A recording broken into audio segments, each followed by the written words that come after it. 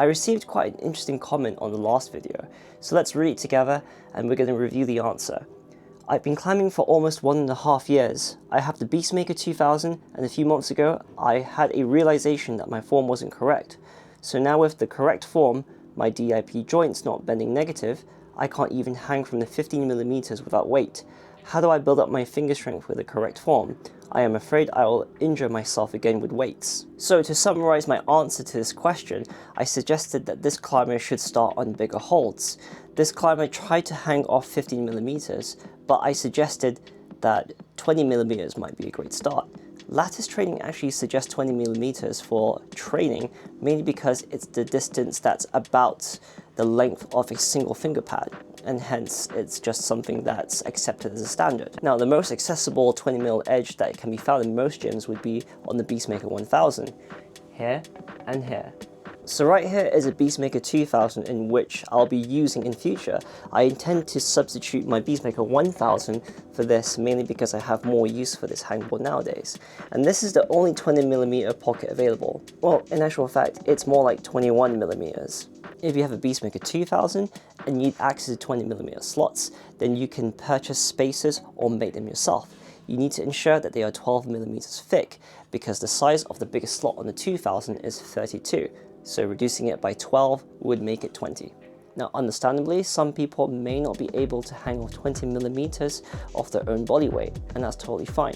Do not be afraid to use bigger slot sizes as well as the jugs if you need to. If you are barely able to hang off your own body weight off 20mm edges and you need an extra bit of assistance, you can do so via a pulley system or even resistance bands.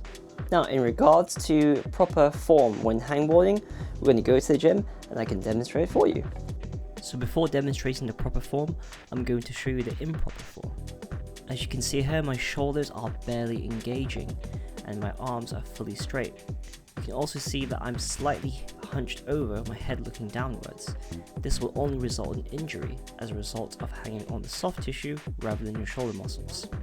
In order to achieve the proper hangboarding form, you will need to engage your shoulders, pulling them back. As a result, you can see my arms have a slight bend. In addition to this, you'll also need to ensure that you're looking forward as well. Here is a side-by-side comparison of good form versus bad form.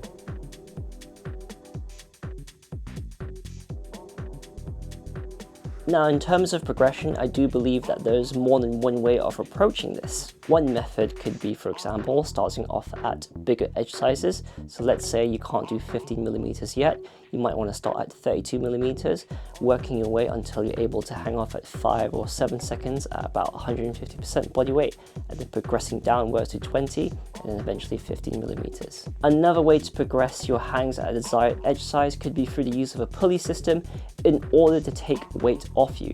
Gradually, you'll be able to hang off your own body weight, and at that point, you'll be able to consider adding more weights to make your hangs more difficult. I've discussed 2 methods of progression that I have done myself. If you've got any more suggestions or any questions, please do drop them in the comments below. I'll be happy to answer them, or even DM me on my Instagram as well. So now that we've gone over through form and progression in hangboarding, let's go through some additional tips that could possibly help you further as well. My first additional tip, and probably the most important, is that you should keep track of your progress. What grip types are you using, what holds, what weight, etc, etc. If you keep track of your progress, you'll be able to acknowledge if there's any gaps in your training, and hence you're able to prioritize accordingly. My second and closing tip is in regards to the quality of the session.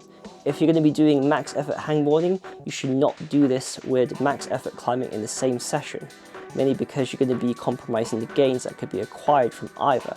You should ensure adequate rest between both your max hangboarding as well as your max effort climbing. Well, I hope you found those tips useful. I hope you liked the video, and if you can, please like and subscribe. And also, if you want to support me as a full-time climber, please do consider donating to my Ko-Fi as well. I'll see you guys next time.